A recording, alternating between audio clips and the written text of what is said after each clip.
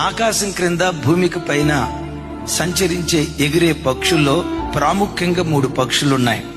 Number 1 పావురం, number 2 పక్షిరాజు, number 3 శంకుబుడి కొంగ.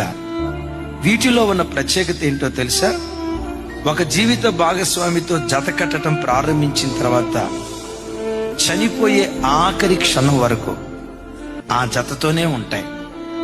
వన్స్ ఒక జత కట్టిన తర్వాత చనిపోయే వరకు ఆ రెండే కలిసి ఉంటాయి. అద్భుతం. మనుషుల్లో కూడా ఈ నీతి విలువ లేదేమో.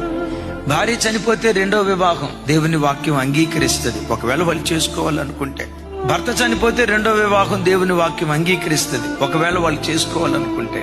కానీ భర్త బ్రతికొండగా, భార్య బ్రతికొండగా ఒక పురుషుడు అక్రమ దారులకు వెళ్ళటం అది అక్రమ సంబంధం. ఎక్కడ చూసినా వివాహ వ్యవస్థ దారి తప్పిపోతుంది.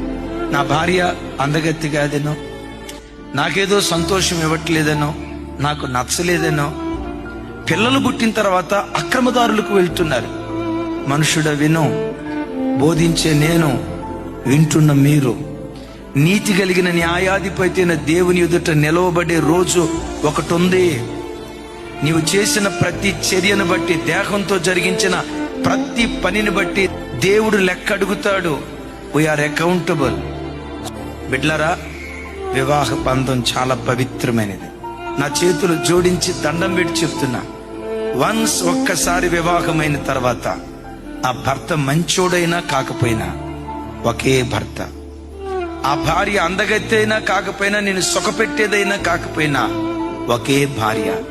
అలాంటి నీతి విలువలతో మన కుటుంబాలను కట్టుకునే కృప దేవుడిచ్చునుగాక.